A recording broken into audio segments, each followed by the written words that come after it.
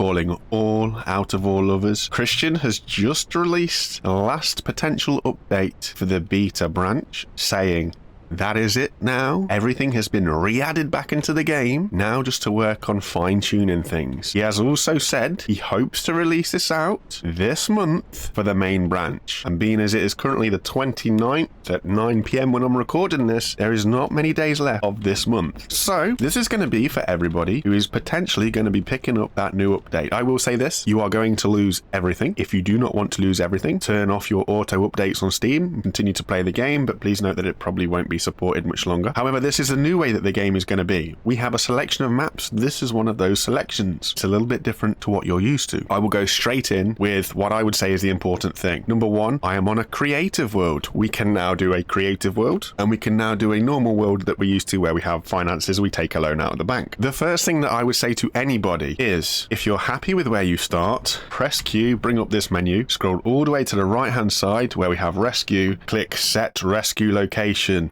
and confirm it. That will mean if we get stuck anywhere and we click rescue, we will come back here. If you do not set your rescue point, you could end up miles away from your machinery. The second thing to say is, well, everything's back. So the whole new buy menu is completely changed. We've got vehicles, attachments, parts, buildings, materials, explosives, everything is here. Miscellaneous, we have some tools now. I will buy all of these so we can see them straight away. And as you see, we've got up. So if I click the mouse, it goes up. And we've also got down, so obviously if I click the mouse it'll go down.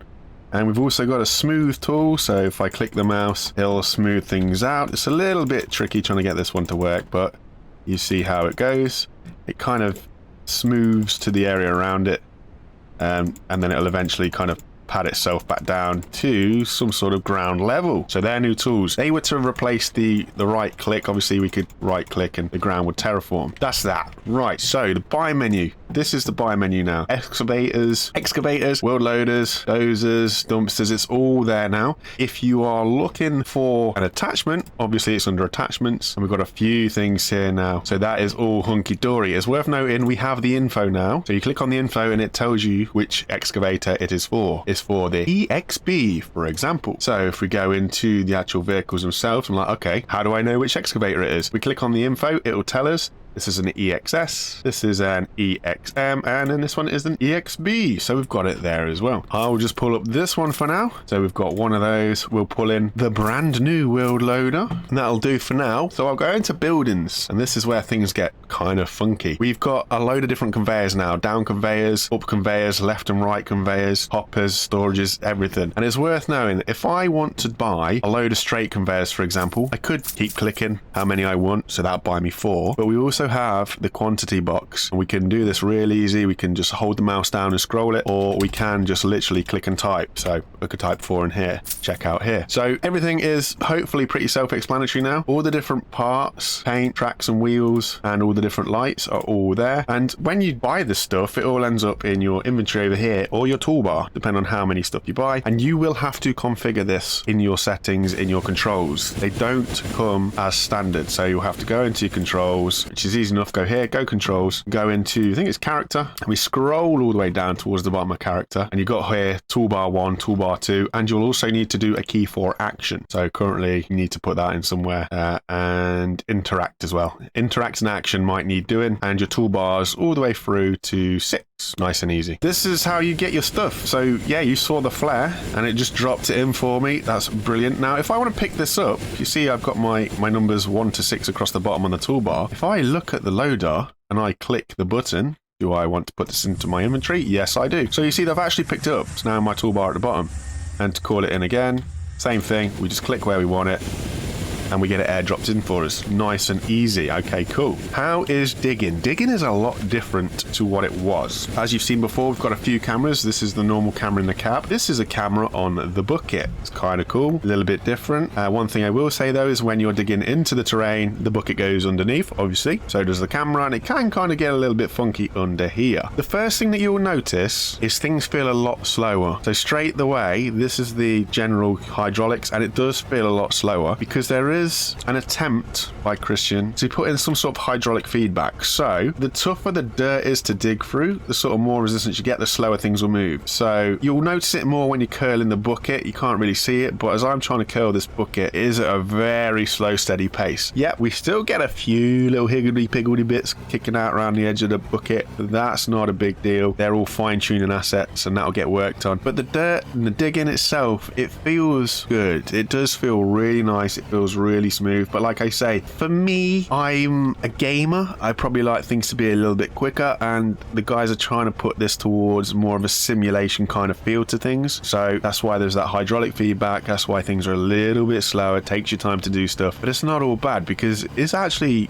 like feels really rewarding trying to dig this stuff actually. So there's nothing too crazy there. Loader is exactly the same. It can be a little bit temperamental, I've found, but just get your bucket, stick it to go where you want to go. We're going to go here. You get a little warning that your P brake's still on, and you'll dig in and dig and dig and dig. And I found you might have to tweak the bucket a little bit just to get deeper into where you're going, just to get your stuff out, but you will get it. The loader seems to be, personally, a little bit more bumpy. When you go over a few more bumps, you seem to lose a lot more. Obviously, the excavator is a bit smoother, so that's not too bad there, and all is well and good. So we'll go into the production side of things, and in order to do that, I better buy a few bits too. So we go into the buildings menu, and we go to production. So I'd like a hopper, a storage conveyor, let's go for a sorter. I've got my straights already, and let's just change the direction. That's basically all I'm going to be needing. Now, this is your hopper. Usually the open end, if I remember, is to my left hand side. So if I put this down, there'll be an open hole here. Yeah, there is. And that's that. The rest of the stuff has gone into the inventory menu. So if we press Q, it is there. If you can't find it, if you're on one of these menus, it's literally top of the screen. Boom, into the inventory. Again, you just look at the hole and it will connect itself up, all well and good. Booyah. And then we just simply run everything out of where we want to go. Now, I am going to show you two different things here. So this should be, I think, my soil, the tailings, or whatever people want to call it. Top one should be any ores or resources. So I'll just go buy another storage container so that you guys can actually see what's happening. And I'll also get a few building parts. We'll get some roof in. We'll get about 6 roof pieces. So we will put this onto here like so. And then we've got this. We can rotate this round. See if I can do it. And if I hold the tab, I can literally put this anywhere that I want to place it, really. So if I put it here, I now get a snap that I can snap real easy across this. And it gives me, you know, a somewhat okay, slightly off-centered gap. Now, you can fix that real easy by getting a block. So if I get this block, the block snaps really well to the size of the conveyor and stuff. So I could put that there, then I could get the roof piece. And obviously the roof piece, if I look at the block, the roof piece will snap better to the block. So that's more in line with everything. Oh no, I've made a mistake. What shall we do? We can go to the buy menu, go to buildings and go to demolish. You have a demolish and you have a recycle. If you get the demolish, it will completely remove the piece. If you get the recycle, this will be similar to the demolish that you're used to in the game, where if we click the piece, it adds it back into our inventory. So you will be saved there and you won't lose the piece. And we can just run the snap much better across there. And then when we look, yeah, you see it's not overlapping anymore. Easy, sweet. Beautiful. So then we can just dig our holes as usual, and I imagine there's no ore here, so unfortunately I'm not going to be able to show you. But if I just get a big chunk of dirt, spin over, spill it everywhere, but throw some of it into the hopper, you'll see that barrel is there turning. So that is sorting away nice and juicy. You'll hear the revs kick down as you're digging as well. As things get tougher to dig through, empty that all off in there as well.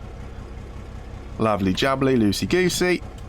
And then, if we go to, should be the bottom one. So if we go into here, I'm going to press E on this. On the right-hand side, you'll see I've got soil. On the left-hand side, you'll see I've got my inventory. Sometimes, depending on what menu you were last in, you might get this kind of screen. And you go, what's happened? Click your inventory. There it goes. How do you sell from here? Well, as you see, we've got a sell up here. So all we do is click the sell option, grab whatever we need, throw it in there, and click sell, and you'll sell it. So this would be, if we had any ore, this would be where the ore would go, and I'd do the same thing. So you just drag it across and sell it. If you wish to put lights on your vehicle, you'd have to buy them first.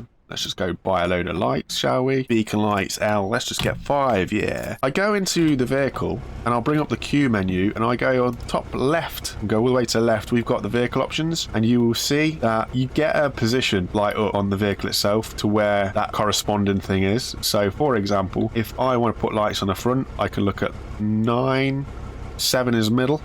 That's your lights for you, all well and good. So that's pretty much the basics of what you need to know about the rest of this. Then it's just play as you did before. It feels that the dozers are a lot easier to use now.